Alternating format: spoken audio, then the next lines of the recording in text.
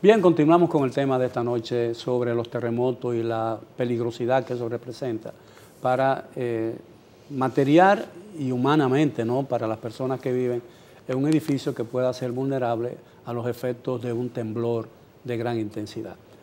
¿Qué debe hacer la gente? ¿Cuál es su recomendación para en el momento en que una gente vive en un inmueble de varios niveles de altura, comienza a temblar la tierra? ¿Qué es lo más prudente? Porque yo he visto recomendaciones desde hace mucho tiempo de que uno debe ponerse debajo de un dintel porque debajo de una puerta hay una viga, que uno debe ponerse en un rincón, que debe ponerse debajo de una mesa. ¿Cuál es la recomendación? Porque no da tiempo para salir huyendo, ¿no? Yo creo y más si a una hora de la noche en que uno está en ropa menores. Yo creo que la primera recomendación debe ser conocer su inmueble. Yo creo que las personas tienen que un poco interactuar con la realidad de que en un momento determinado puede haber un terremoto, va a temblar la tierra y necesita tener todo un esquema de respuesta a ese movimiento cuando se efectúe. Las personas tienen que hacer el ejercicio. Los edificios tienen que... Hay instituciones como son la Defensa Civil, instituciones como la misma ONESBI, hay muchas instituciones que pueden ayudarlo a preparar lo que es su plan de emergencia y de evacuación para una edificación determinada. Porque usted puede, en un momento determinado, tiene que ver esto por escala, tiene que verlo dentro de la escala del inmueble en per se, del espacio físico en el que usted está viviendo, pero si vives en un condominio, tienes que ver también cómo se va a comportar ya el condominio con el tema del desalojo, la salida en un momento determinado. Ahora, usted tiene que conocer, manejar los espacios y saber entonces hacia dónde va a moverse en un momento determinado. Mirar de manera pausada, tratar de no caer en pánico y tomar entonces las medidas del lugar de las recomendaciones. Bueno, tratar de no caer en pánico, yo creo que eso es lo más difícil, ¿no? Mientras está temblando la tierra. Ahora, entre el temblor, entre el terremoto, propiamente dicho, y la réplica, ¿qué tiempo transcurre?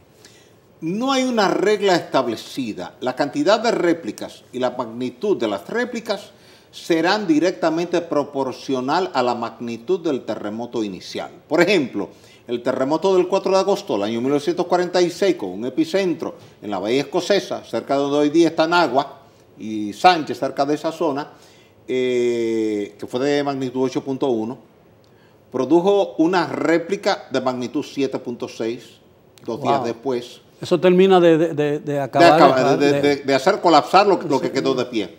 Pero todavía a los 2 años había réplicas, porque un terremoto de magnitud 8, 8.5 o 9 te puede estar produciendo réplicas por 2 años y más. Si tú consultas con la gente de mayor edad del Valle del Cibao, toda la gente que ya tenía 14, 15, 16 años en adelante, para el 46, te va a decir que durante 2 años estuvieron durmiendo en el patio de la casa porque había pánico a que temblara la tierra en la noche por las réplicas. Durante 2 años tuvimos réplicas. Ahora, a pesar de la intensidad del terremoto último en Puerto Plata, los daños fueron relativamente menores, ¿no? Algunas escuelas resultaron con resquebrajuras, con daños que tuvieron que cerrarla por un tiempo, pero fueron reparadas. Pero no hubo información de que murieron muchas personas, de que muchas casas fueron derribadas por todo eso. ¿Qué pasó a pesar de la intensidad de ese terremoto? Entonces eso indica que en Puerto Plata las cosas estaban bien construidas, las casas. Mira, el terremoto de Puerto Plata fue de magnitud 6.5 en la escala de Richter. Pero eso fue la misma intensidad del de Puerto Príncipe. No, Puerto Príncipe fue 7. Fue 7 el de Puerto Príncipe. Ahora, en Puerto Plata tú tienes más roca que suelo. En Puerto Príncipe toda la parte afectada fue la parte de suelo. Pero fíjate que la escuela Gregorio Urbano Gilbert se aplastó. Era de 2 niveles y quedó en 1 por un efecto de piso blando. El banco de reservas quedó dañado en el 2º nivel. Ferreterías y centros comerciales quedaron aplastados por efecto de piso blando. Más de 100 viviendas colapsaron. Nos ayudó el hecho de que, como fue a las 12:45 de la mañana, las escuelas que fallaron estaban desocupadas y por eso no hubo niños muertos. Pero si en esa escuela Gregorio Urbano Gilbert hubiésemos tenido niños, por haber sido un horario de clase, hubiéramos tenido cientos de muertes. Bueno, además, el tema del mismo lugar del epicentro. Sí, pero en el caso de Puerto Plata, afortunadamente, Dios protege al inocente, ¿no? Sí. y eso ocurrió, la mano de Dios. Sí. Entonces hay que tomar en consideración todas esas variables. Hay una serie de variables que interactúan en una situación como esa. La distancia, la profundidad del epicentro, son muchas variables que dan. Ahora, la realidad es, y volviendo tal vez al punto inicial sobre el tema de la edificación, que hemos avanzado en República Dominicana, que hay una mejor metodología constructiva porque hay normativas que hay que cumplir, que ya, por ejemplo, el ministerio responsable, como el Ministerio de Obras Públicas, te exige por el tema del conocimiento de las características del suelo que tengas que, para edificar en cualquier área, pues, tengas que hacer un estudio de suelo del área per se donde vas a edificar. ¿Y eso se observa rigurosamente? Claro, y en los diseños se toman en consideración esas variables. Por eso es que nosotros hablamos en tema de la responsabilidad. Al final, luego de que hacemos un cálculo y que tenemos unos diseños terminados que cumplen con lo que plantean las normas en el Ministerio de Obras Públicas, entonces tenemos que garantizar el cumplimiento, el fiel cumplimiento de esto en la construcción per se. Hemos avanzado mucho. Muchas de las construcciones que se han construido posterior a ese código sísmico del 2011 tienen niveles de garantía. Están mejores edificadas que edificaciones que se hicieron antes de tener que cumplir con este tipo de normativa. Ahora, recuerde algo, Miguel. Cada vez que hay un terremoto en cualquier parte del mundo, ese lugar se convierte en laboratorio. Porque en cuanto al tema de los terremotos, no todo está escrito. Es decir, lo que se plasma en cada una de las normativas son las experiencias de efectos y de movimientos sísmicos anteriores en algunas partes del mundo que se observan y se ve lo que se había estado cubriendo hasta el momento a nivel de diseños estructurales. Ahora, todo el mundo, de alguna manera, especialmente los que vivimos en edificios muy altos, tiene miedo a la posibilidad de que un día tenga que pasar por una experiencia como esa, ¿no? Que son experiencias traumáticas que se recuerdan para toda la vida. ¿No existe en este país alguna institución que los vecinos de un condominio puedan llamar para que verifique si realmente la construcción donde viven puede resistir un temblor de tierra de cierta magnitud?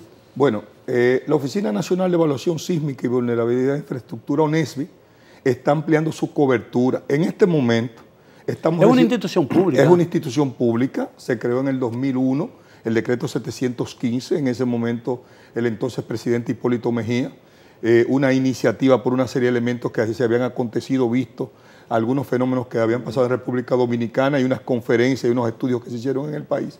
Y el ingeniero Corominas Pepín, en paz descanse, Rafael propulsor de esta iniciativa.